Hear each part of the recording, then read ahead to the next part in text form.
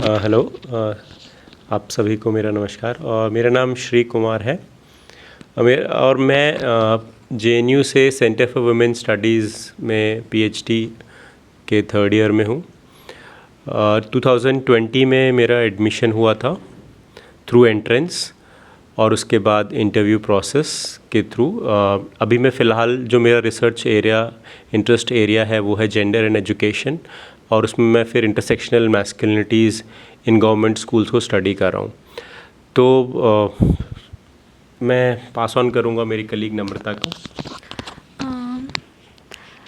इस चैनल पे जो भी स्कॉलर्स या फिर स्टूडेंट्स जो मास्टर्स कर रहे हैं या पीएचडी की तैयारी कर रहे हैं, उन सभी को welcome and thank you for coming here and asking us like seeking the answers of this questions जो हम अभी डिस्कस करने वाले हैं। मेरा नाम नम्रता है और मैं जेंडर स्टडीज़ या विमेन स्टडीज़, यहाँ पर हमारे सेंटर का नाम विमेन स्टडीज़ है, तो I am doing my PhD from centre for women studies JNU, और ये मेरा थर्ड ईयर है।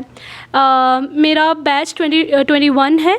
आई गॉट थ्रू JRF, और दो तरीके से एडमिशन्स होते हैं, तो हमारे डिस्कशन में वो भी आएगा कि थ्रू JRF होता है और थ्रू एंट्रेंस भी होता है।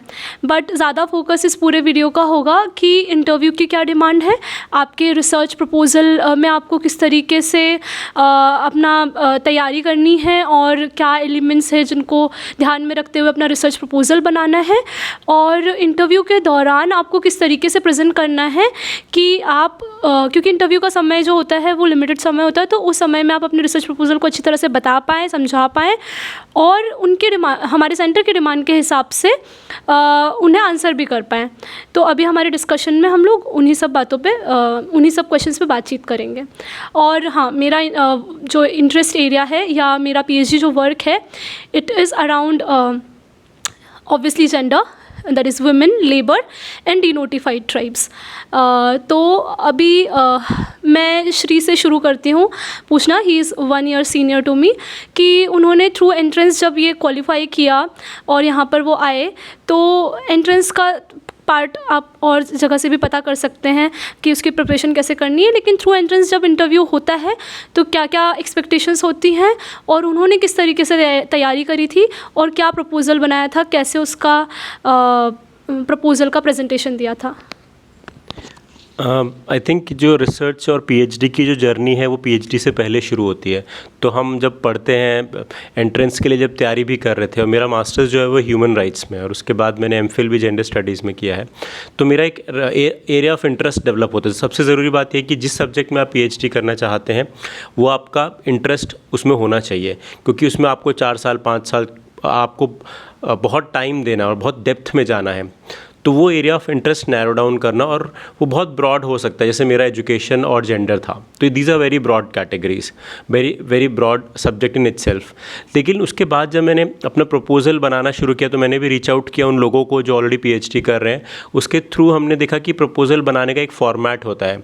तो मेरे एक फ्रेंड ने पहले तो मुझे फॉर्मेट शेयर किया कि अच्छा क्या क्या किस फॉर्मेट में आपको प्रपोजल चाहिए, कि उसमें एक टाइटल होता है, फिर उसमें आपको इंट्रोडक्शन देना होता है, आपको उसमें आपके रिसर्च प्रॉब्लम आप डिफ़ाइन कर सकते हैं, ठीक है, आपके ऑब्जेक्टिव्स क्या होंगे, ठीक है, आपकी मेथोडोलॉजी क्या होगी, और उसमें फिर नीचे फिर आपको रेफरेंसेस देने होते हैं। तो इस तरह के स्टैंडर्ड फॉर्मेट है जिसमें आपको मीट करना है।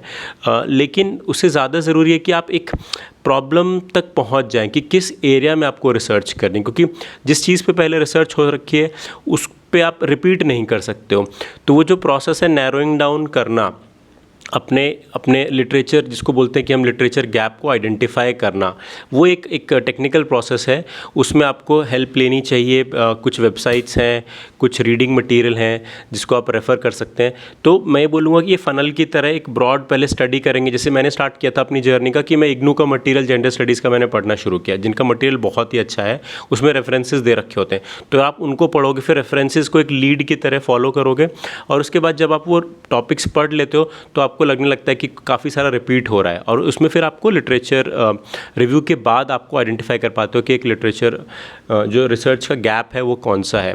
तो मेरा इंटरव्यू इसी तरह से था, जब पैनलिस्ट के सामने हम जाते हैं तो आपका प्रपोजल सबसे पहले पढ़ा जाता है और उस प्रपोजल से ही रिलेटेड आपके सवाल पूछे जाते हैं। तो सवाल इस तरह से शुरू होते हैं, इंट्रोडक्शन, आपका बैकग्राउंड क्या रहा है और आपने ये टॉपिक क्यों चुना है। तो उस टॉपिक चुनने के पीछे एक स्ट्रॉन्ग रीज़न होना चाहिए, ठीक है। कुछ चीज़ों पे मैं रिसर्च नहीं कर सकता, मतलब मैं ये नहीं बोल सकता कि मैं नॉर्थ ईस्ट के ट्राइबल बेल्ट पे रिसर्च करना चाहता हूँ। मतलब आपका एक अपना पर्सनल ड्रिवन रीज़न मुझे लगता है, जो कि जेंडर स्टडीज़ में बहुत वैल्यू करता है, जो कि बाकी सब्जेक्ट से अलग भी है, कि आपका एक पर्सनल स्टोरी, एक पर्सनल ड्राइव होना चाहिए उस सब्जेक्ट को स्टडी करने के लिए।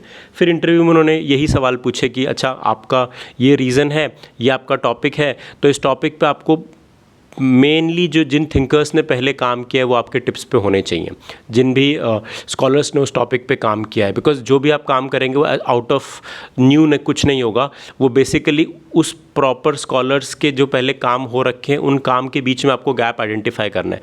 तो आपको उन स्कॉलर्स के नाम, उनके काम से आपको बिल्कुल आपको उसको नॉलेज होनी चाहिए, वो आप शेयर कर सकते हैं। फिर आप आपके ऑब्जेक्टिव्स कि मैं अपने रिसर्च में ये मुझे फाइंड करना है और किस तरीके से फाइंड करना है, वो मेथोडोलॉजी का पार्ट है।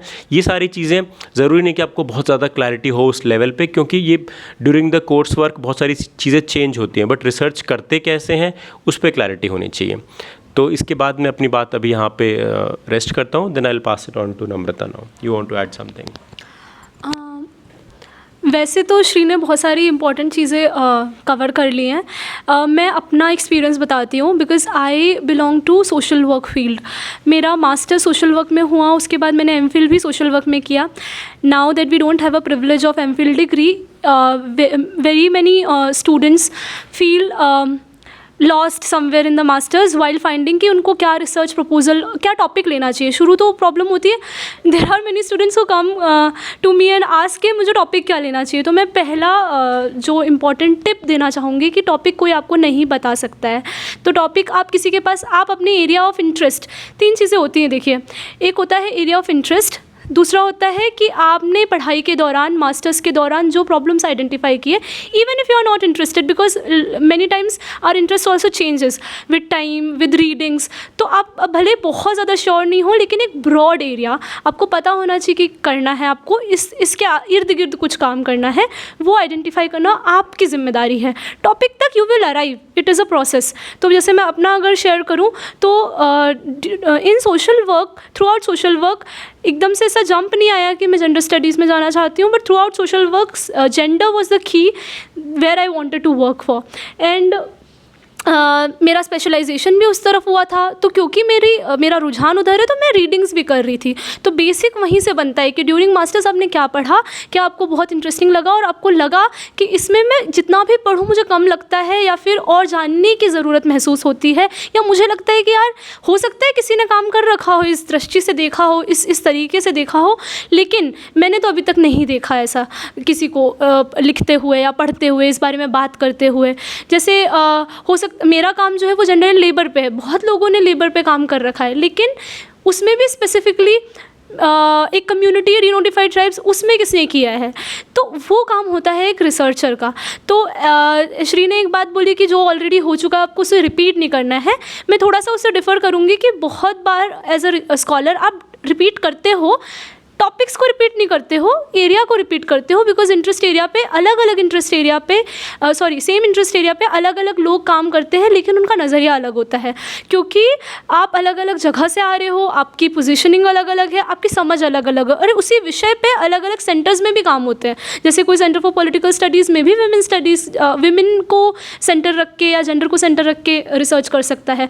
लेकिन विमेन स्टडीज़ क्या यूनिक देता है आपको कि it is more of an intersectional नहीं, it is more interdisciplinary in that sense कि यहाँ पर हर डिसिप्लिन का इंसान आके अलग अलग डिसिप्लिन के लोगों के साथ बैठ के उसे फेमिनिस्ट किस तरह से देखती हैं, या विमेन स्टडीज़ के, विमेन मूवमेंट्स के लोग किस तरह से देखते हैं, वो सीखकर फिर उसमें अपना एक नज़रिया जोड़ता है। तो एज अ रिसर्चर हो सकता है कि आप जो नज़रिया जोड़ना चाहते हो वो कहीं मिसिंग है, पर आप पता कैसे करोगे कि मिसिंग है, वो मेजर पार्ट आपको करना होता है रिसर्च प्रपोजल में। और रिसर्च प्रपोजल में ऑब्वियसली वो रिसर्च लिटरेचर रिव्यू के दौरान आपको पता चलेगा। और रहा सवाल इंटरव्यू का, तो उसमें 3 चीज़ें मुझे इंपॉर्टेंट लगती हैं।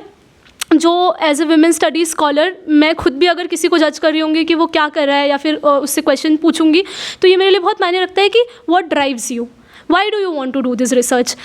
आप हो सकता है बहुत फिनोमिनल टॉपिक पे बात कर रहे हो, आपका रिसर्च एरिया बहुत यूनिक हो, लेकिन if there is no strong why, there is absence of drive, तो I will be skeptical about the scholar कि यार ये काम किस वजह से करना चाहता है, क्योंकि हमारा जो सब्जेक्ट है या जो ये एरिया है बहुत मार्जिनलाइज्ड है ऑलरेडी अभी भी, और बहुत कम लोग इसके बारे में जानते हैं और बहुत पॉलिटिकल भी है ओपनली।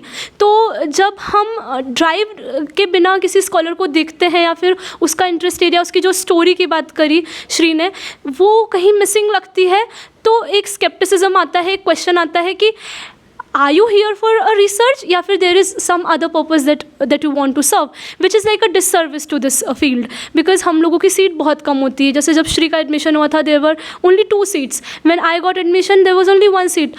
होपफुली हम फ्यूचर में JNU में मास्टर्स की क्लासेस होंगी, कोर्स शुरू होने वाला है, तो शायद PhD की सीट्स भी बढ़ें क्योंकि MPhil ख़त्म हो गया है, but right now situation is such कि यहाँ पे बहुत स्कार्सिटी है सीट्स की।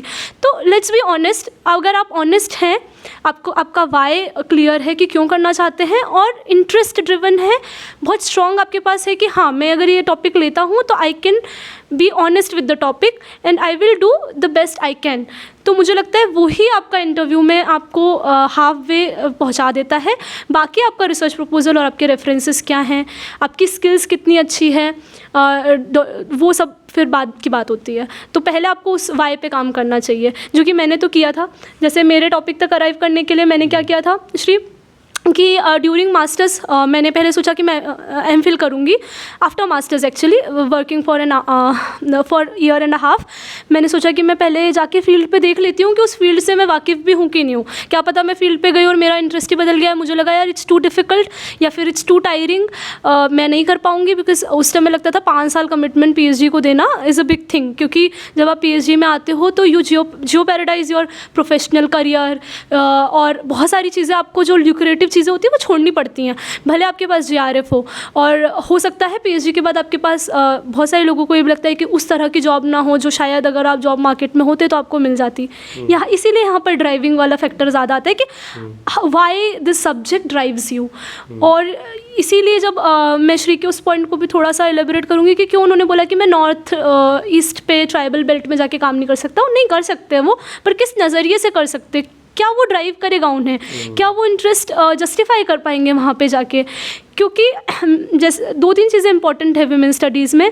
आप जहाँ आप सोशल पोजीशनिंग आपकी, आप जब बात कर रहे होते हैं तो उसके अंदर जो रीज़न आ रहा है तो उनके पास रीज़न ही नहीं है, वो पले बड़े ऐसी जगह पर हैं, उस एरिया से नहीं आते हैं, उसके बारे में उनके पास नॉलेज नहीं है, और शायद उनके पूरे करियर में कहीं ना कहीं उस चीज़ का टच ही नहीं है, तब वो नहीं कर पाएंगे। लेकिन शायद वो कर रहे होते, अगर उनका मास्टर्स होता नॉर्थ ईस्टर्न स्टडीज़ में तो ले सकते थे, वो नॉर्थ ईस्ट ट्राइब्स का भी कोई क्वेश्चन उठा सकते थे, वहाँ की मैस्कुलिनिटी का कोई क्वेश्चन उठा सकते थे। आपको ऐड करना है कुछ? हाँ, अभी इस अपने इस सेशन को हम लोग क्लोज़ करते हैं। नम्रता ने काफ़ी चीज़ें कवर की हैं और यही चीज़ मैं समराइज़ करूँगा कि फेमिनिस्ट रिसर्च मेथोलॉजी अपने आप में पॉलिटिकल होती है, ये अपने आप में ट्रांसफॉर्मेटिव होती है, और इसका एकेडमिक रिगर बहुत ज़्यादा होता है, बहुत डिफरेंट है, बहुत ही यूनिक है। तो कोई भी अगर ऐसी रिसर्च करना चाहते हैं जो बहुत ही इंटरडिसिप्लिनरी होने के साथ साथ ट्रांसफॉर्मेटिव हो, तो ये बहुत ही अच्छा एरिया आपको अप्लाई करना चाहिए। एक मिथ ये है कि पता नहीं कम सेंटर्स होते हैं, कम सीट्स होती हैं, बट हमें लगता है कि वी आर एग्जाम्पल्स। तो अगर एक भी सीट है तो आपको डिस्करेज नहीं होना चाहिए, आपको अप्लाई करना चाहिए। उनका 1 सीट पे हुआ है, मेरा 2 सीट में से 1 को हुआ, तो बहुत ही फेयर प्रोसेस है। मैं ये तो बोल सकते हैं कि बहुत ही फेयर प्रोसेस, आपको इक्वल चांस दिया जाएगा। लैंग्वेज कोई बहुत बड़ा बैरियर नहीं है, तो आप किसी भी भाषा में आप खुल के बात कर सकते हैं। आपका बस स्टोरी, आपकी जो पैशन है वो इसमें दिखना चाहिए, आपके रिसर्च में आप पैशनेट हो। With this I would like to thank you all our viewers. Thank you. Thanks to Vikas also, yes, for inviting us. And by the way, the center that the background is from our center only. We are recording it already in the center, so people who want to join our center, this is the glimpse. और यहाँ पर अगर आप आते हैं कभी JNU तो हमारे सेंटर पे विजिट कर सकते हैं। Bye bye. Thank you. Take care. Bye.